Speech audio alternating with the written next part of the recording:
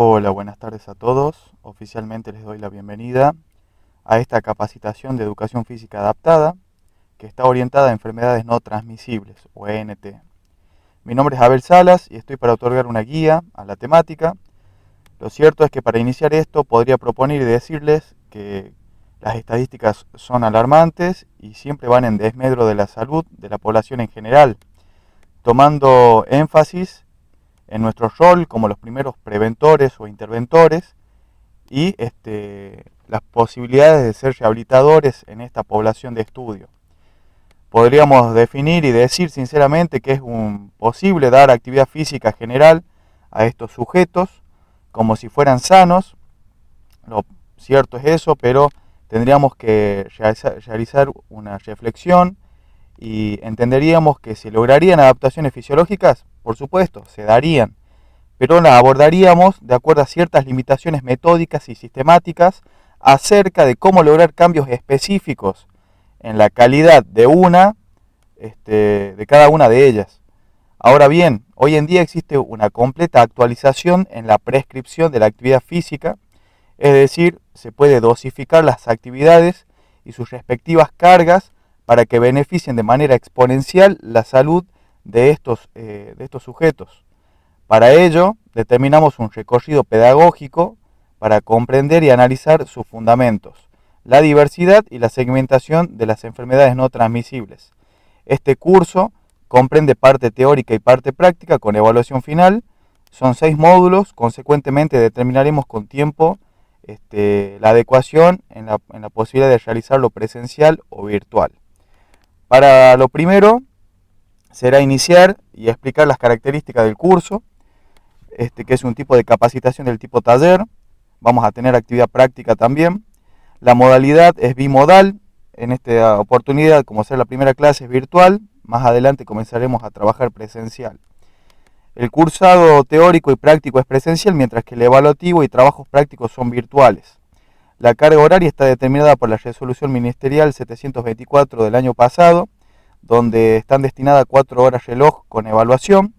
Está destinado a entrenadores, instructores, profesores, público en general.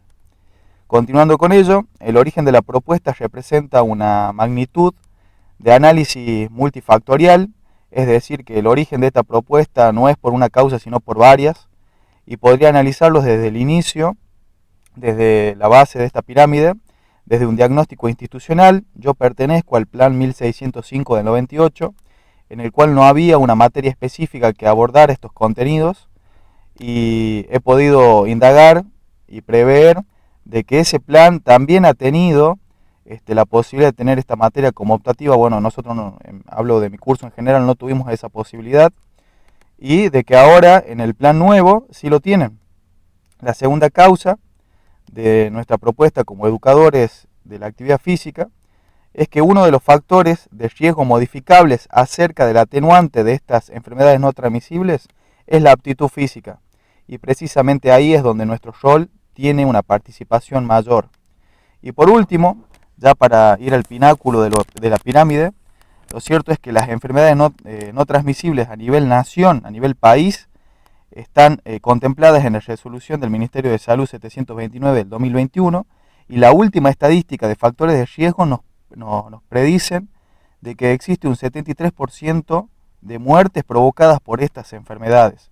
Entonces, algo preocupacional, algo que nos compete y de que vamos a tratar de aplicar las herramientas adecuadas para poder tomarlo y tratarlo y analizarlo. Las temáticas de los módulos: el número 1 va a ser enfermedades no transmisibles, el número 2 va a ser educación física adaptada, el número 3 va a ser enfermedad cardiovascular, el número 4 va a ser enfermedad respiratoria, el número 5 va a ser enfermedad metabólica, y el número 6 va a ser cáncer. Vamos con el primer módulo, las enfermedades no transmisibles. Acá vamos a tener en cuenta la definición de enfermedad, que es una alteración leve o grave del funcionamiento normal de un organismo o de alguna de sus partes debido a una causa interna o externa. Esto pertenece a la Organización Mundial de la Salud de este año. La definición de enfermedad no transmisible se refiere al conjunto de enfermedades que no son causadas principalmente por una infección aguda, dan como resultado consecuencias para la salud a largo plazo y con frecuencia crean una necesidad de tratamiento y cuidados a largo plazo. Este largo plazo que se repite es fundamental por la bibliografía, donde existe una segmentación por ahí conceptual, donde enfermedades no transmisibles también son contempladas como enfermedades crónicas no transmisibles. Los datos generales que se encuentran debajo hablan a nivel mundial y a nivel país. Bien, vamos a empezar con los datos a nivel mundial, que lo tienen ahí, no hace falta que lo lea. Continuamos con las estadísticas en Argentina, algo que ya sí es importante para nuestra actividad, para nuestro contexto.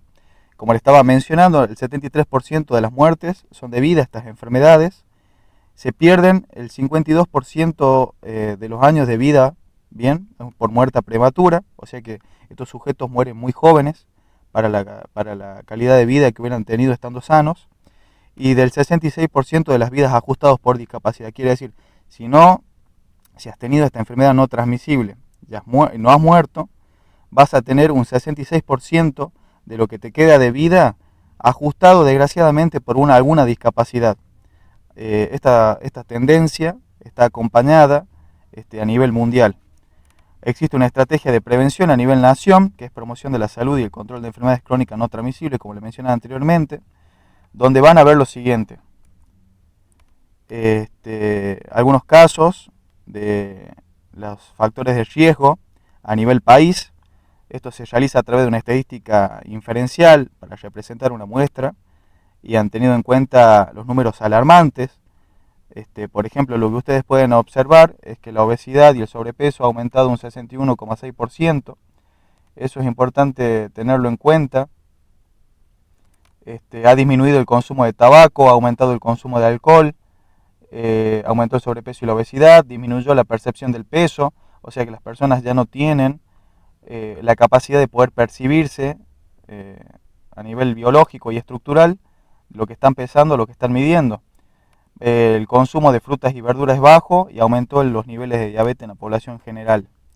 Continuando con ello, tenemos las estadísticas en Catamarca, donde ustedes van a observar la tasa de morbilidad. Entiéndase la tasa de morbilidad como la cantidad de personas que enferman en un lugar y un periodo determinado en relación a la población total. Eso es importante. Esta estadística, esta tasa es del año 2008, o sea que ya es bastante antigua, bastante longeva, pero lo que ustedes pueden apreciar es que aún así, manteniéndose bastante distante de nuestra realidad, el 31% de los egresos de los hospitales fue por enfermedad no transmisible. Y dentro de ello pueden encontrar la segmentación, particularmente a nivel cardiovascular y respiratorio, y luego se van diversificando. Continuando con ello, podemos seguir con la tasa de mortalidad, que sería a nivel conceptual algo parecido a la de morbilidad, simplemente que la cantidad de personas que fallecen respecto a la población total. Y en este sentido, esta tasa de mortalidad puede encontrarse de menor talla a nivel nacional, pero aún así Catamarca representaría una particularidad al ser mayor respecto a las demás provincias del NOA. Esta capacidad de programas, como lo mencioné anteriormente, por parte del Ministerio de Salud, encontramos programas que tratan de dar respuestas a estas enfermedades no transmisibles. Lo cierto es que en Catamarca existe infraestructura, por supuesto que sí, existe una buena capacidad estructural del Ministerio para atender esta necesidad. Las acciones que están contemplando actualmente es de vigilar y de promover la salud, pero cuando nosotros vamos mucho más debajo, en los programas de aplicación, que serían más para prevención y para tener en cuenta la población en general que se ve afectada por estas enfermedades, nos damos cuenta de que actualmente no existen programas de desarrollo para la actividad física. Entonces encontramos un vacío dentro de la normativa, dentro de la resolución, en donde nuestro espacio educativo es más que propio para ello. Siguiendo con este análisis, lo que es todo enfermedades no transmisibles, podemos encontrar estadísticas ya inferenciales también de la prevalencia de actividad física baja en la población de mayores de 18 años. Y lo que van a observar ustedes es que Catamarca, en este estudio es del tipo longitudinal, porque se han tomado 3 veces la muestra, en este periodo de 10 años, y lo que ustedes van a observar es que Catamarca ha tenido un aumento de actividad física en el 2013 y luego ha bajado en el 2018. Quiere decir que hay un 58% de la población de Catamarca que realiza poca o nula actividad física. Esto es algo mucho más nuevo. Y de ese número, estoy hablando del 58%, el 46,6% de ese total son mujeres. Entonces tenemos una predisposición de que las mujeres realizan menos actividad física que los hombres, o por lo menos ligeramente.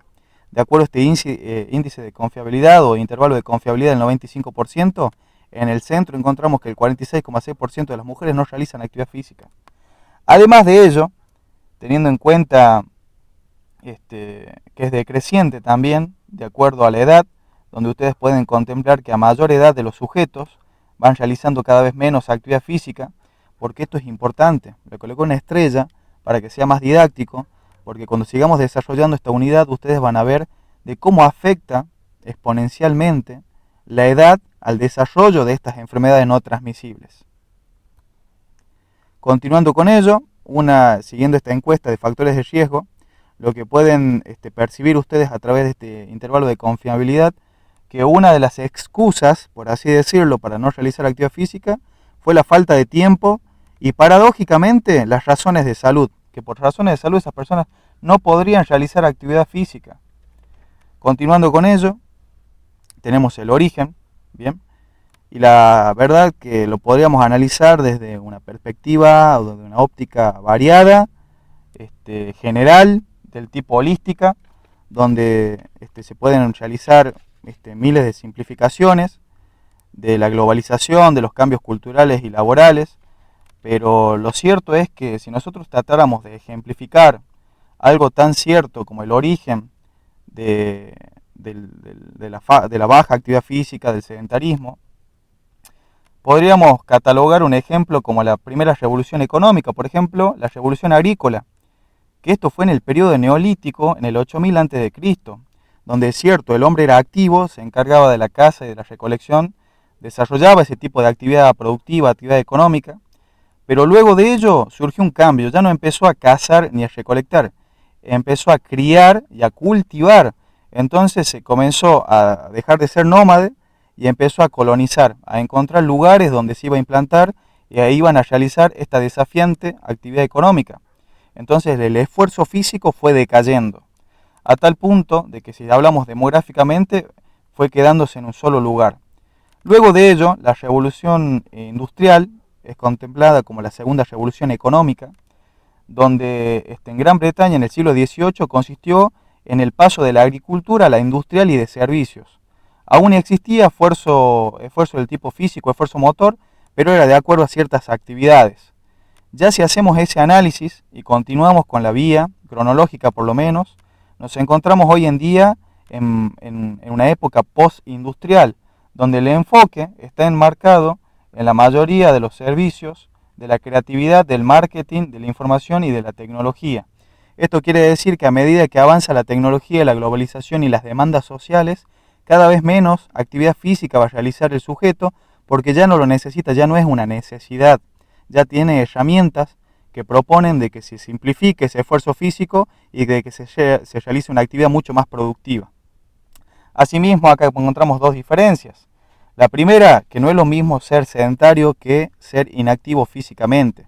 Por ejemplo, si vemos el concepto de lo que es sedentario, es definida como la carencia de movimiento. Entonces, si entendemos como esa carencia de movimiento por ser sedentario, al ser inactivo es cuando no se cumplen las recomendaciones mínimas estimadas.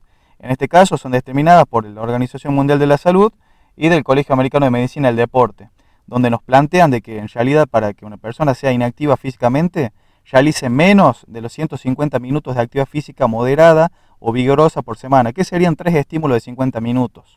Eso es importante tener en cuenta porque el comportamiento individual está regulado por el entorno en el cual nosotros nos encontramos. Vamos a una de las grandes temáticas de desarrollo y de origen, continuando con esto, que hablamos en realidad de lo que es el comportamiento. Y de acuerdo a este comportamiento, que al no realizar actividad física se producen alteraciones. El primero de ellos es el tono muscular bajo.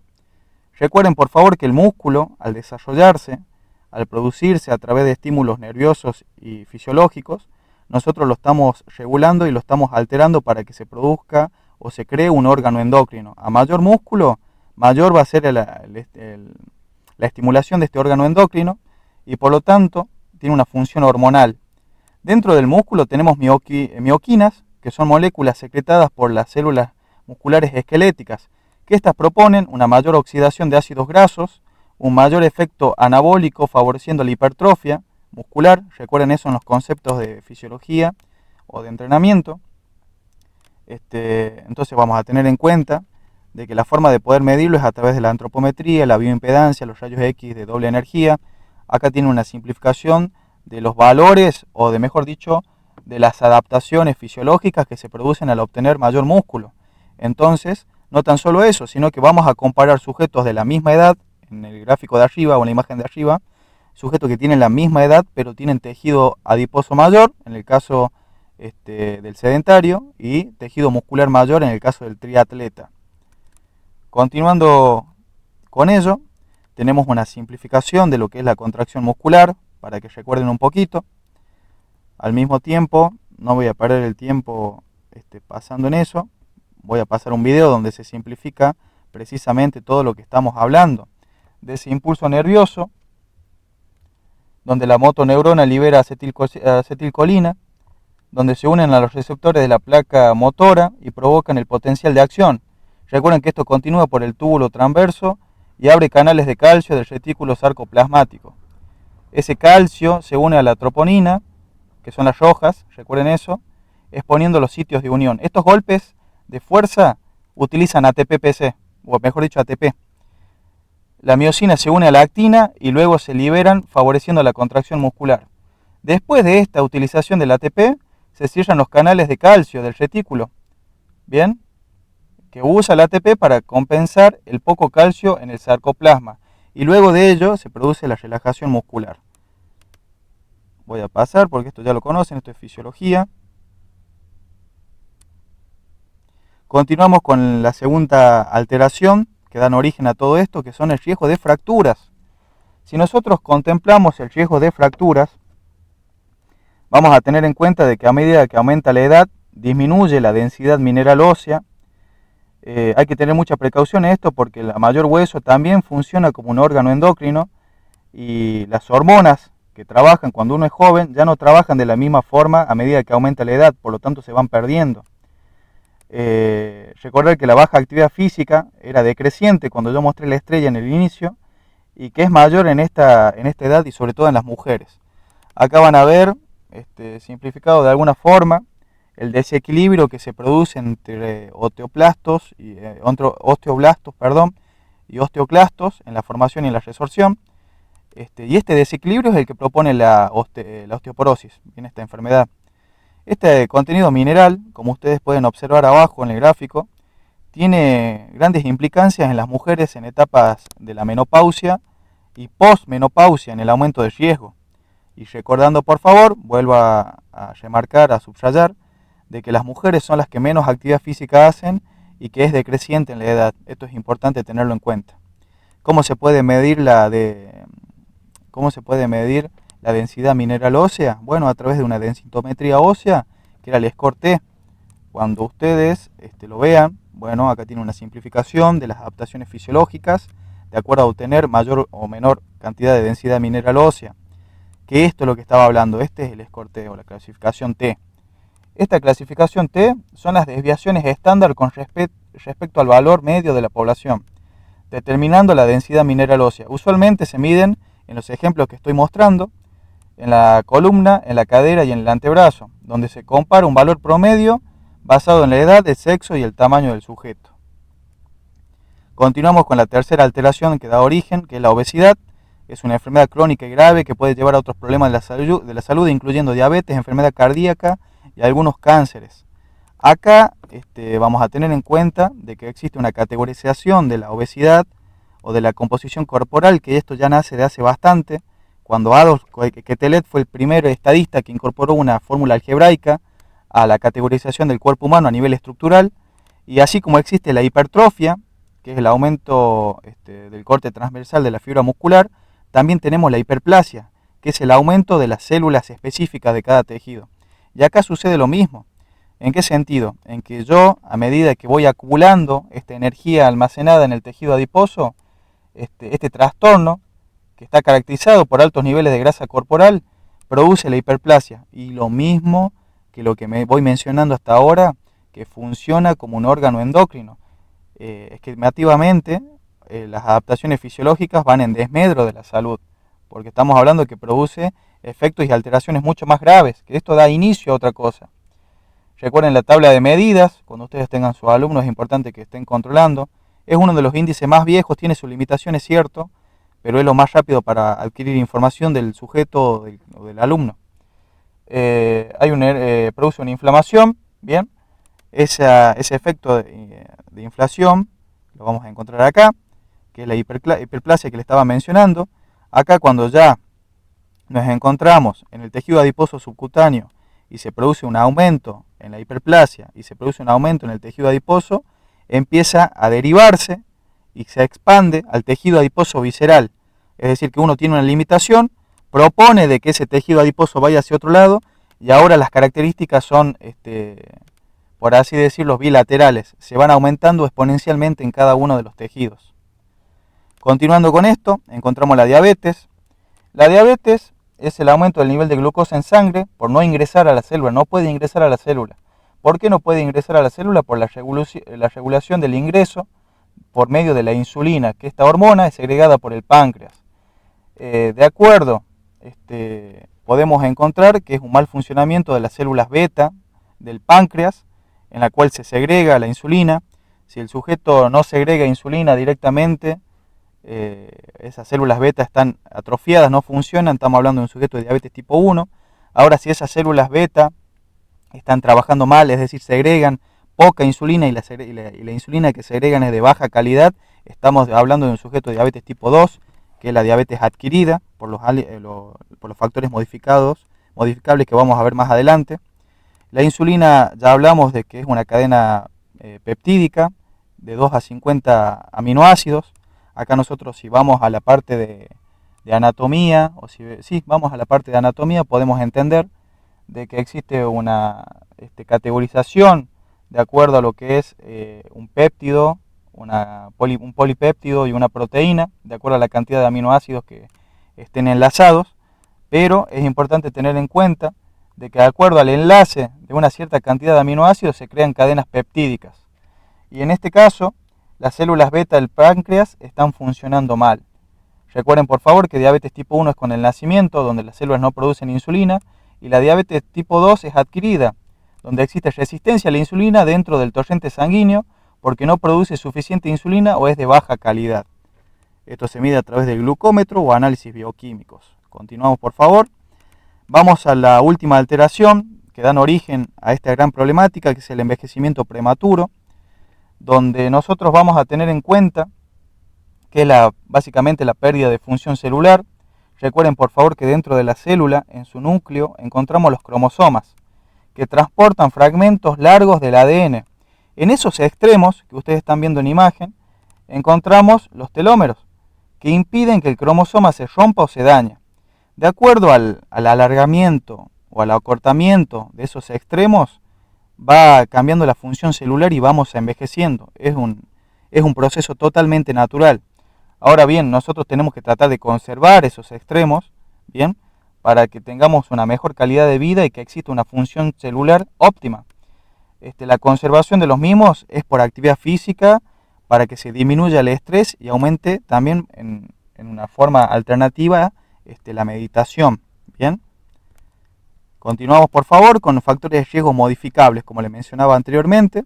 Son aquellos en los cuales tenemos poder de decisión y podemos realizar cambios significativos en el nivel de vida.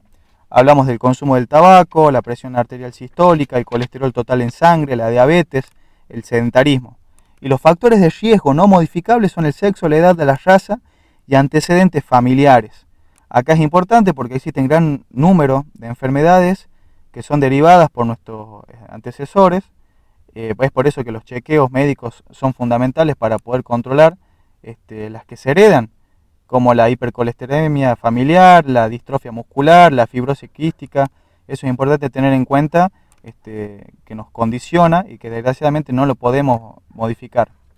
Continuamos con la principal relación entre factores de riesgo y enfermedades crónicas no transmisibles. Acá podemos encontrar básicamente que de acuerdo a los tipos de factores de riesgo hay una relación directa con las enfermedades no transmisibles. Acá en la quinta columna, ustedes van a encontrar EPOC, que es la enfermedad pulmonar obstructiva crónica. Bien, eso es importante que lo sepan. Ya cuando veamos enfermedad cardiorrespiratoria lo vamos a tratar más. Pero acá encontramos lo siguiente, que a presión arterial alta, es decir, cuando se encuentra sobre 140 milímetros de mercurio, bien, 140 por arriba de milímetros de mercurio, tenemos presión alta. Luego encontramos la glucemia elevada, que se encuentra por arriba de 100 miligramos por decilitro en ayunas. Luego encontramos el colesterol elevado, cuando se encuentra por encima de 200 miligramos de decilitro. Esto es del colesterol total, no está diversificado todavía en LDL o HDL. Relación entre factores de riesgo y enfermedades y desenlaces comunes de enfermedad. Encontramos las condiciones culturales y ambientales, de cómo el contexto adoctrina ciertas cuestiones referidas a estos números o a estas patologías.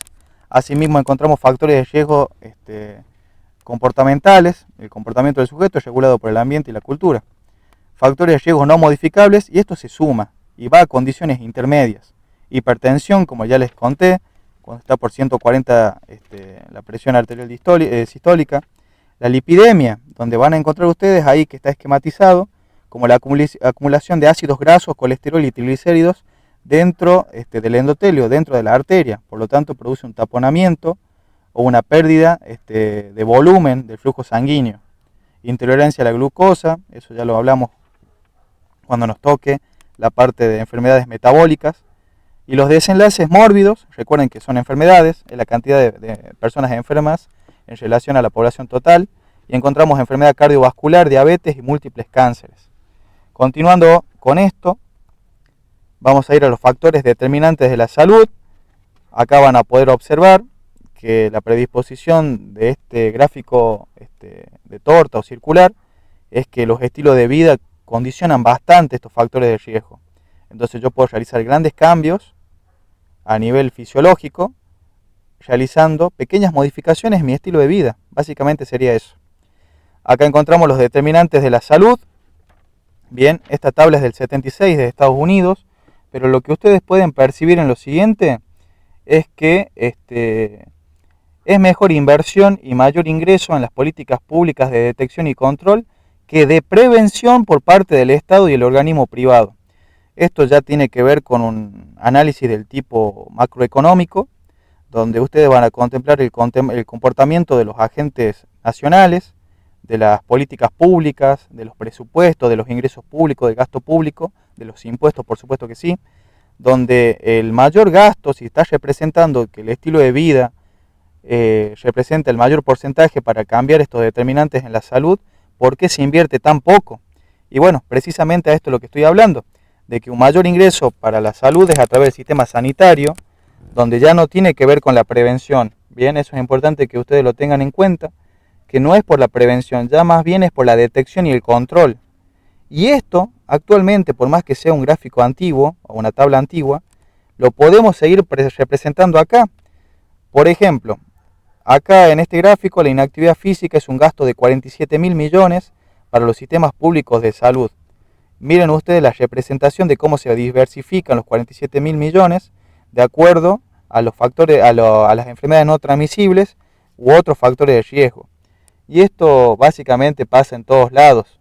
Un mayor ingreso para el Estado no es la prevención, es más barato, van por lo más costoso, que es un control a largo plazo, como lo definía el concepto de enfermedad no transmisible.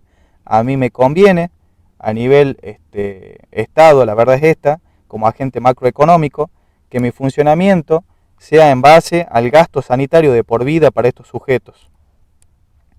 Abordaje de las enfermedades crónicas no transmisibles.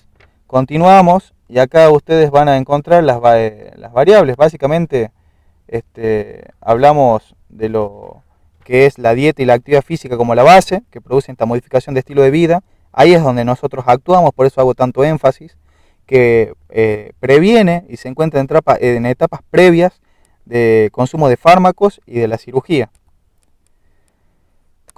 Contemplamos las 7 inversiones que funcionan para promover la actividad física, la Carta de Toronto del 2010, donde iniciamos.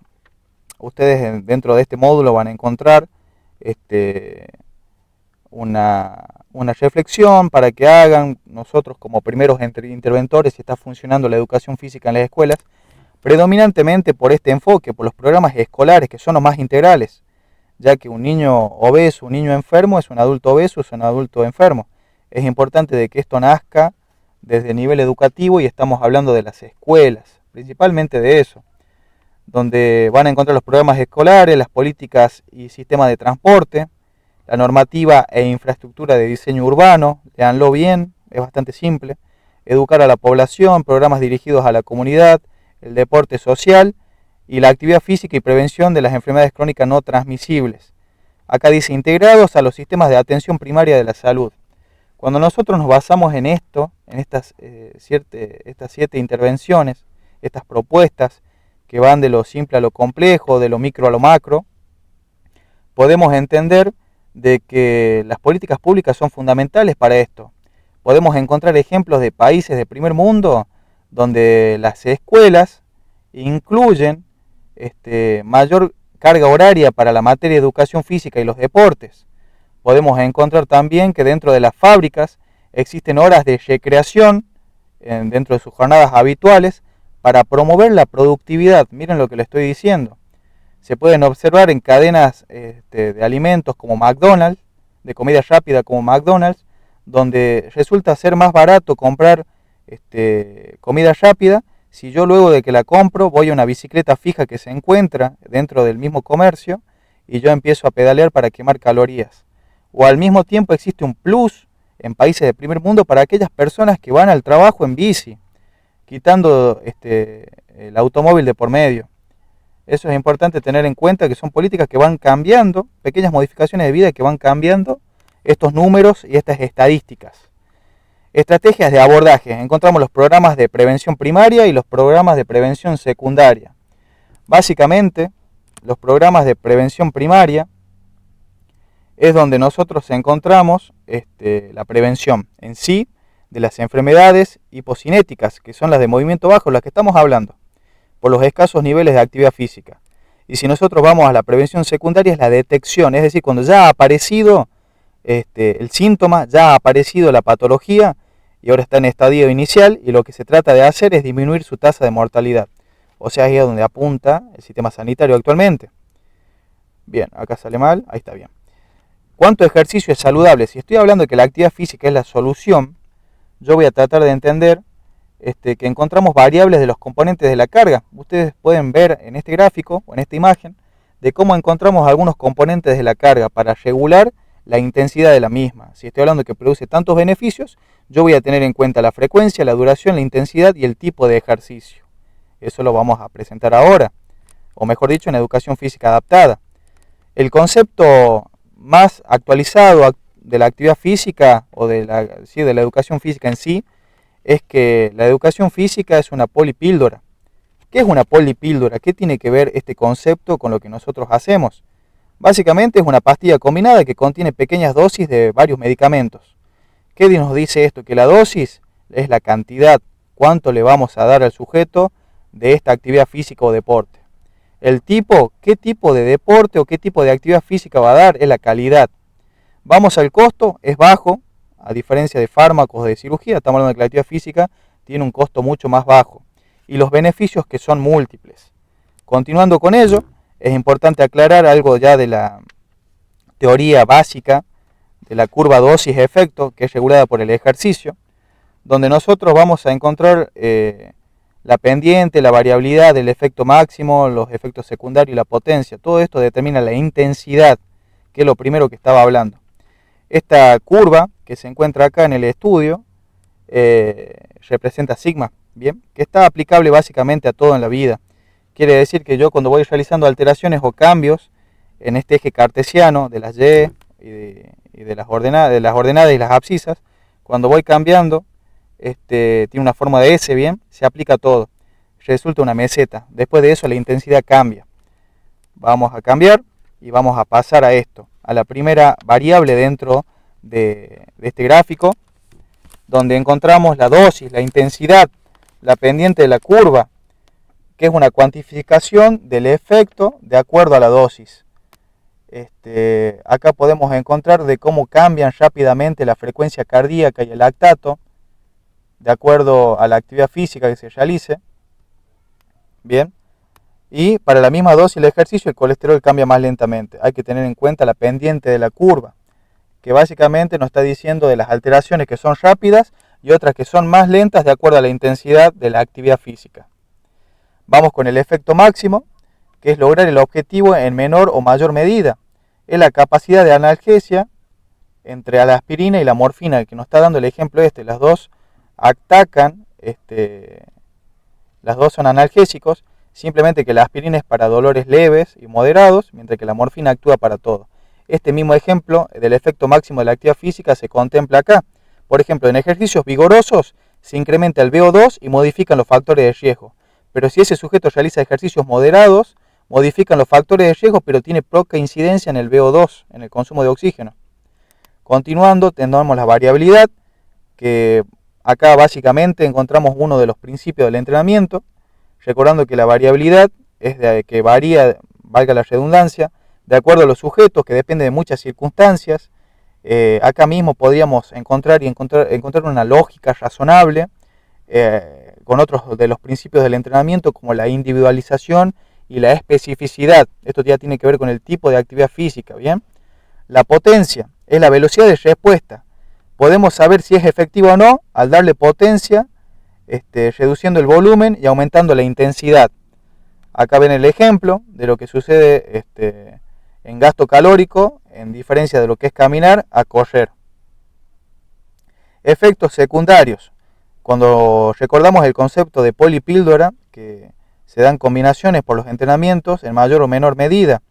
Esta es una paradoja, hay que tener en cuenta este efecto secundario porque al mismo tiempo de que están realizando una actividad física, puede tener un sinnúmero de beneficios, es múltiple, y es por eso que hablamos de que es un medicamento que tiene una combinación bien de dosis.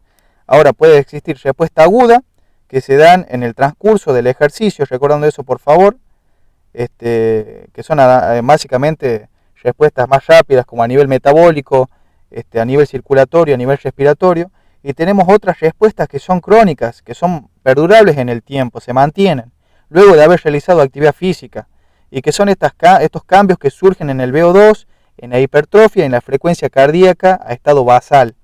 Esto es importante tener en cuenta, porque este efecto secundario también tiene una paradoja, que tiene que ver con la precaución con la realización de la actividad física. Por ejemplo, encontramos en el siguiente gráfico lo que tiene que ver con la hipótesis del ejercicio extremo.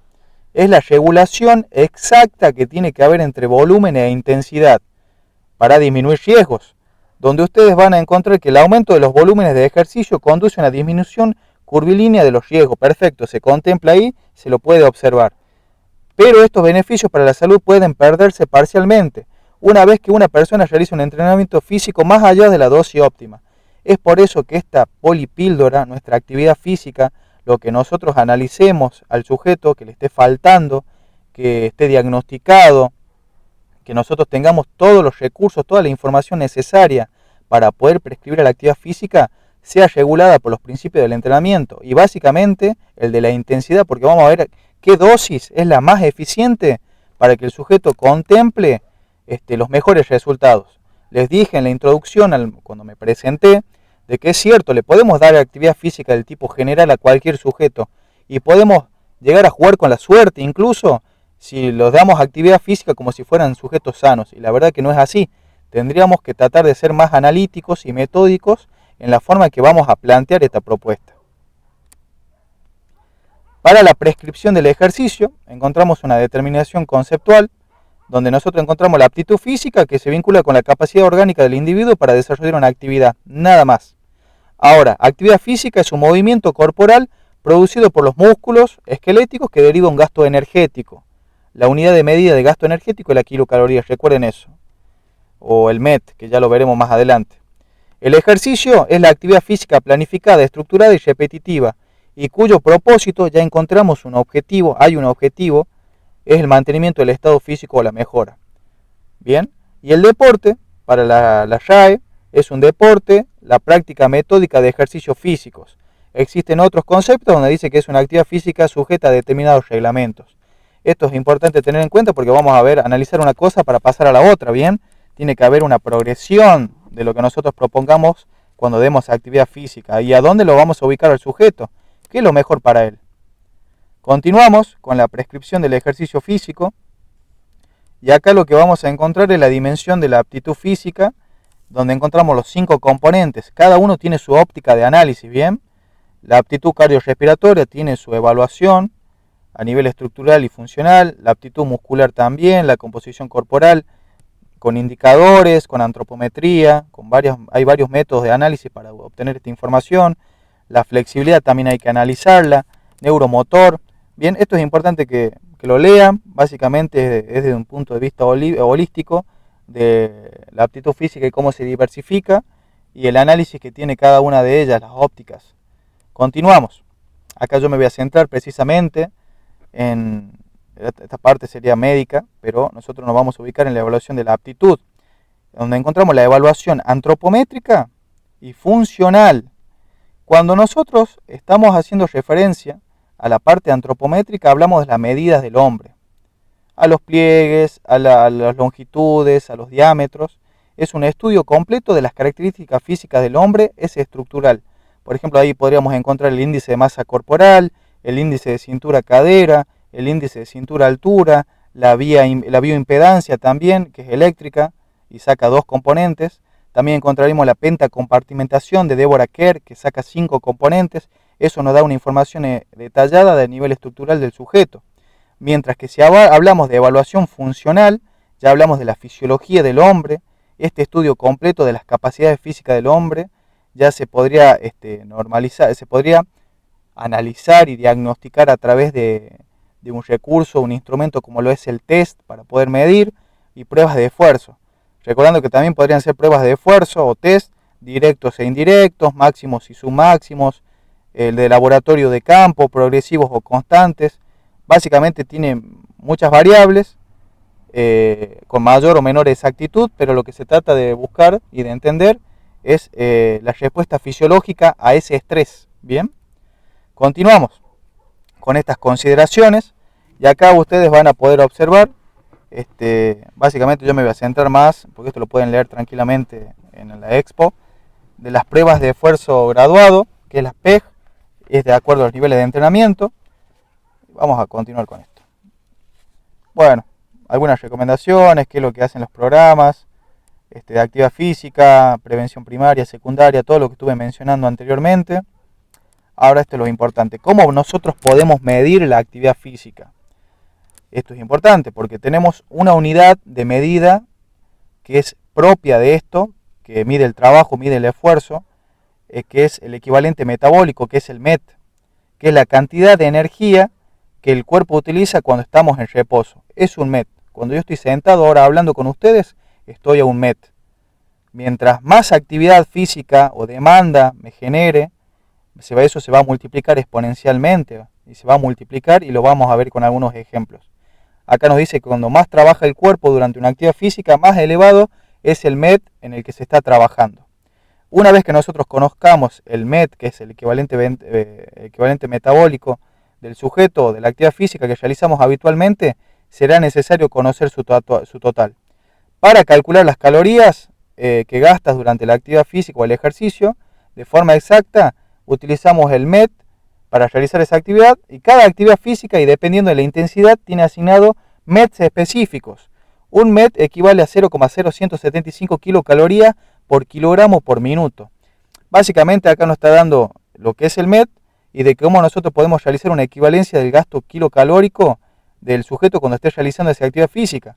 Y de lo que ustedes van a observar es de que esto tiene que ver mucha apreciación personal e individual porque se multiplica por la cantidad de kilos del sujeto. Vamos a pasar a esto. Nosotros encontramos de que a medida que el sujeto realice actividades físicas cada vez más complejas, desde fundamentos científicos y de entrenamiento, va a ser mayor el MET, bien, ahí lo tienen. Básicamente este es un ejemplo gráfico para que ustedes se den cuenta de lo que nosotros podemos prescribir porque estamos midiendo actividad física y nosotros la vamos a medir con el MET. Lo voy a explicar con algunos ejemplos, igual en el módulo 2 se encuentran algunas actividades para esto, no es tan complicado, donde yo voy a regular esta intensidad y básicamente nos dice de que actividad física liviana es de a 1 a 3 METs. Un MET equivale a 3,5 mililitros de oxígeno por kilogramo por minuto, que es lo que yo estoy gastando en este momento. Simplemente tendría que multiplicar el 3,5 por la cantidad de mi peso por minuto y estaría el consumo del MET ahí. Bien, es importante eso que lo tengan en cuenta porque tengo una categorización de lo que es físico liviano, de lo que es físico moderado a vigoroso, de 3 a 6 METs, actividad física vigorosa es de 6 a 9 METs. Esta nomenclatura, esta discriminación, este entendimiento, me permite a mí determinar el tipo de actividad física y la intensidad de la misma. Yo ahora estoy sentado, pero a medida que vaya haciendo más cosas, me voy a correr, me voy a nadar, voy a andar en bici, se va a ir multiplicando este consumo, ¿bien? Acá tienen otro ejemplo del coste, bien, que tiene gran relación porque yo a través del MET, si ustedes lo leyeron el concepto, hablamos de la cantidad de energía y ese es a través del oxígeno. Por lo tanto, el MET es un excelente predictor del VO2 max, quiere decir del consumo de oxígeno. En este caso es lo mismo que estaba explicando. Y acá vamos a ver una gran relación que existe entre la actividad física y la mortalidad, donde este estudio del 2006 nos muestra de que es mayor la supervivencia de los sujetos que tienen un estado físico óptimo y tienen mayor capacidad de realizar METs, un mayor gasto energético, pueden mantener actividad física mucho más complicada durante más tiempo. Y básicamente nos está mostrando que sujetos que realizan 8 METs o más pueden vivir más años. Esto está ajustado. ¿Dónde yo puedo tener en cuenta herramientas que me puedan ayudar a medir estos METs? Básicamente surge de la ergometría, que yo estoy midiendo el trabajo, bien, en la medida del trabajo, la medida del esfuerzo. El primero fue Masters, que es la prueba del escalón, que esto del año 1929, donde nosotros tenemos una persona que se encuentra con un peso X y tiene que subir y bajar el escalón 30 veces por minuto durante 10 minutos. Y es importante que la altura del escalón sea de 35 centímetros. Acá al lado ustedes van a ver las fórmulas para medir en watts la fuerza. ¿Bien? Acá tenemos el trabajo para poder medirlo. Esta es la historia, esto básicamente algunas veces lo toman, lo he visto muy pocas veces en algunos videos, pero esto ya es muy antiguo, hay otras pruebas que son mucho más eficientes. Imaginen tener a un sujeto, esto lo podrían aplicar ustedes también, ¿no? Pero básicamente la idea se busca siempre el ciclo ergómetro, que ya vamos a ir ahí. El escalón se lo puede realizar, es importante que cumpla con las condiciones de que el escalón tenga 35 centímetros y de que se pueda subir 30 veces por minuto durante 10 minutos. Tiene que ver el peso, la variable ahí que está faltando, todas las demás son constantes, es el peso del sujeto. Continuamos y encontramos el test de Ostrom, ¿bien? Que publica las bases fisiológicas para proponer el trabajo del ciclo ergómetro. Básicamente ya incluimos una herramienta mucho más precisa para poder cuantificar el esfuerzo de la persona. Tenemos varios, esta es una ventaja el poder realizarlo porque es barato, se puede reproducir muchas veces, es de fácil acceso, se le puede tomar a la gran cantidad de sujetos independientemente de la edad y encontramos varios test que miden el esfuerzo como herramientas ergonométricas. Tenemos el de Belk, bien, se hace en cinta, tenemos el de Bruce, que se hace en cinta y puede inclinarse, a medida que va pasando el tiempo se va inclinando la cinta, y tenemos el de Ostrom. Creo que lo principalmente que ustedes pueden diferenciar en este análisis intrínseco entre los diferentes protocolos, en que el 3 de Ostrom es el más eficiente en tiempo, donde ustedes van a observar que en 6 minutos, casi 7 o menos, o más, perdón, un poquito más, ustedes ya pueden tener datos significativos del sujeto. Por las derivaciones precordiales y por las derivaciones periféricas, ustedes pueden entender y tener muy grandes datos en poco tiempo, mientras que los otros test, los otros protocolos, toman mayor tiempo para poder determinar. ¿Qué es lo que ustedes van a ver acá? Los grados en el eje de las Y van a encontrar los minutos en el eje de las X. Y las constantes en las tomas del VO2 que va determinando los sujetos son los puntitos negros que se ven ahí. Ahora bien, recuerden por favor que el de Belk es una cinta que se inicia en 3 a 5,3 km por hora y se incrementa la pendiente un 2% cada un minuto. Ahora bien, el VO2 se obtiene más preciso, con la frecuencia cardíaca también. Esas tomas, esos datos son importantes para que se vayan tomando a medida que el sujeto está realizando la actividad física. Voy al test de Ostrom, que es lo más vanguardista y lo más fácil de conseguir acá en Catamarca, y es lo más eficiente para el cardiólogo también, donde ustedes van a ver que el sujeto empieza con un MET y a medida que va aumentando la carga, que es kilográmetro, el kilográmetro es la capacidad de mover un kilo o un metro, ¿bien? Va aumentando el kilográmetro, va influyendo significativamente con las variables que expliqué anteriormente. ¿Cuáles eran las que tenían respuesta aguda? La frecuencia cardiorrespiratoria, es decir, la frecuencia cardíaca y la respiratoria, bien, la presión arterial. Esas son respuestas agudas que se van reflejando y de que el cardiólogo va a tomar cada 2 minutos para ir cerrando. A medida que va aumentando la carga, bien, va a ir aumentando el esfuerzo y por lo tanto esas variables, esas respuestas van a ser mucho más rápidas o van a ser más elevadas. Acá podemos ver que el VO2 se determina mucho más rápido en la toma del test de Ostrom. Yo rápidamente obtengo la información y es eficiente. No tengo que hacer protocolos mucho más extensos y ya tengo los METs. Ahora bien, incluso es un predictor bastante fiable en realidad con los otros. Y acá, en la duración del test para la frecuencia cardíaca, también es lo más preciso. Siguiendo con esto, podemos encontrar lo mismo de lo que hablé. Esto es del 2003, que a mayor METs, mayor capacidad de supervivencia. Y acá encontramos un estudio bastante nuevo de un sujeto masculino de 33 años con un peso de 90, altura de 1,78. Ya está el índice de masa corporal discriminado acá, donde van a ver que realizó la ergometría del cicloergómetro y nosotros vamos a ver primero que todo que este tipo de estudio es continuo, es indirecto, porque no hay un analizador de gases, bien, que esté ahí, simplemente es indirecto y el cardiólogo controla la frecuencia cardíaca y hace el estudio completo de la ergometría a través de la actividad eléctrica del corazón con las derivaciones precordiales y las periféricas, bien, y va controlando la presión arterial cada 2 minutos, primero que todo. Entonces es progresivo también porque la carga va aumentando cada 2 minutos. Ya lo van a ver en el gráfico que sigue o en la imagen que sigue. Ahora bien, ¿qué tenemos acá? El protocolo que utilizó el cardiólogo. Y acá aclaró que es hombre. ¿Por qué es hombre? Porque el hombre empieza en 600 kilogramos cuando inicia el trabajo y cada carga nueva, cada esfuerzo nuevo va aumentando 300 kilogramos. En el caso de la mujer, si acá diría mujer, empieza con 300 kilogramos y va aumentando en cada esfuerzo 150 kilogramos. Bien, la frecuencia cardíaca prevista es la máxima. ¿Cómo la sacó él? ¿Cómo la sacó el cardiólogo? La determinó a través de la fórmula más simple de la frecuencia cardíaca máxima teórica, que es 220 menos la edad. Entonces a 220 le restó 33 y ya obtuvo 187 latidos por minuto. Ese sería el 100% de la capacidad de la frecuencia cardíaca de este sujeto. Luego de ello sacó el 85% como un predictor, que ya es su máxima. Así como tengo máximo, tengo su máxima, es importante conocer los submáximos también. El 85% de 187 fue 159 latidos por minuto.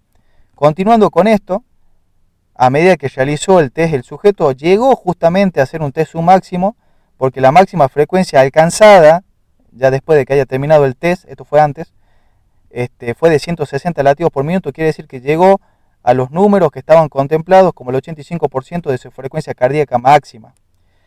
La presión arterial alcanzada fue de 180, la diastólica fue de 100, Los METs los pudo obtener a través de la revolución de este esfuerzo, que fue de 10,5 METs.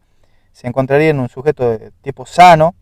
Ya van a ver cómo cambia rotundamente esto de acuerdo a las patologías que tenga el sujeto con enfermedad no transmisible.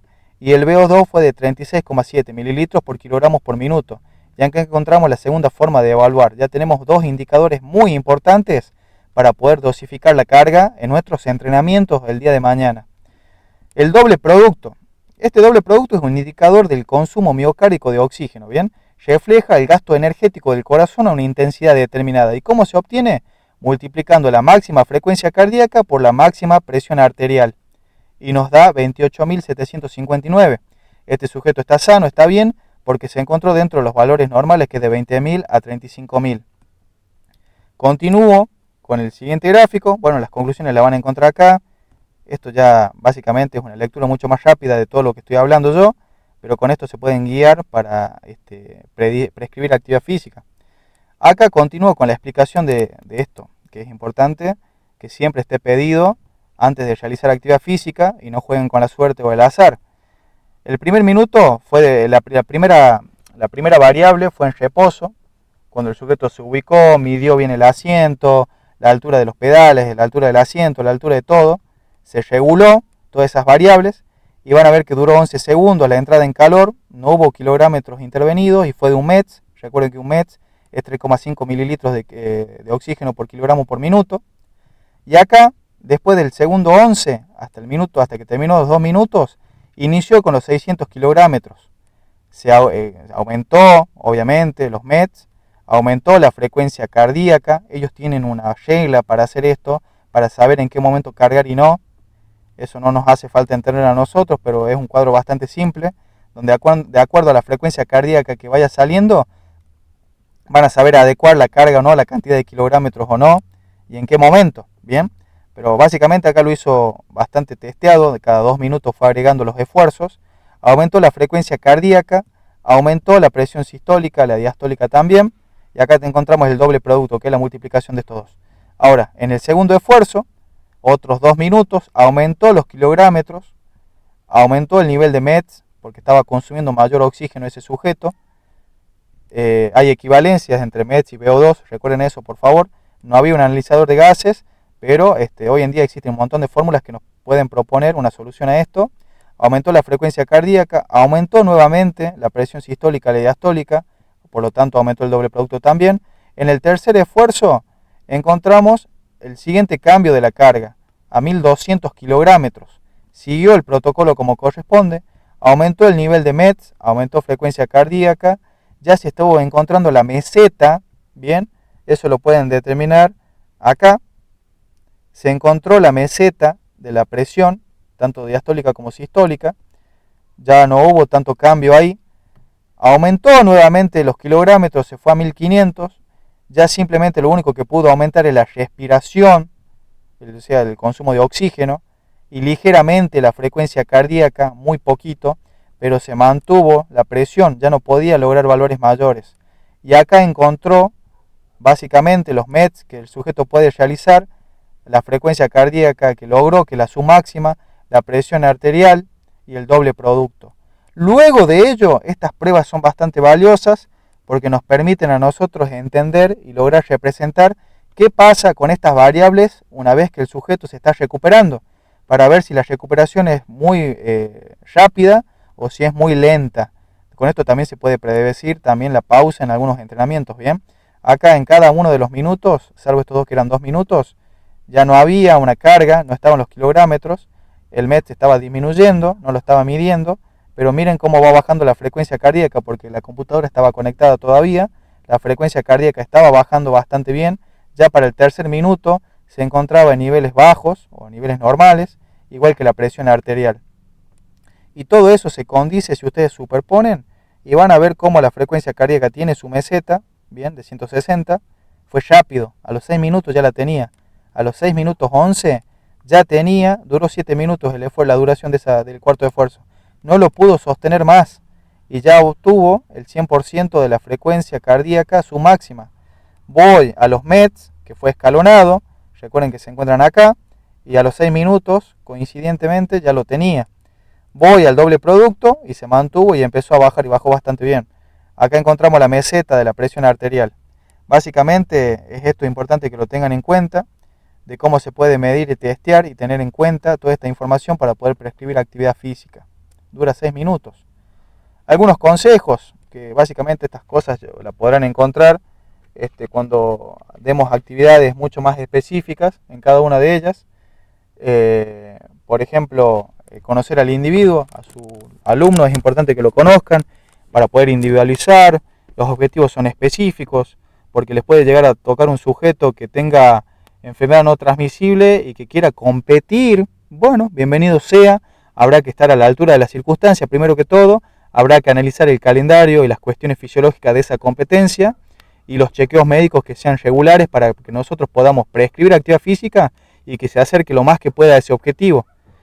Bueno, la variación de las técnicas, prescribir la carga, periodizar a través del tiempo, eso ya es planificación. Encontramos las variables de los componentes de la carga. Continuando, recomendaciones de las actividades físicas de la Organización Mundial de la Salud. Lo mínimo, que si es actividad física moderada, 150 minutos. Ahora, si es intensa la actividad física aeróbica, bien, aeróbica moderada, 150 minutos. Ahora, si es aeróbica intensa, 75 minutos, va disminuyendo, o sea, si aumenta la intensidad, disminuye el volumen. Para niños y adolescentes, la cantidad de tiempo que se recomienda para realizar actividad física. Actualmente esto tiene mucho que ver también con mediciones más nuevas, donde te recomiendan realizar una cierta cantidad de pasos. Hay muchas aplicaciones, muchos relojes. La tendencia es hoy actualmente de que por día se tienen que realizar 10.000 pasos para mantener estos valores normales. O sea, no estoy hablando de actividad física propiamente dicha, estoy hablando de actividades cotidianas que me demandan moverme y de que se calculen esos 10.000 pasos en esas actividades. Bueno, básicamente esto ha sido el desarrollo del módulo número 1. Espero que se haya entendido, espero que haya sido beneficioso, de que lo puedan ver tranquilos. Este módulo no tiene actividades prácticas, ni ejercicios, ni evaluaciones. Ya a partir del módulo número 2 ya lo tendrá. Y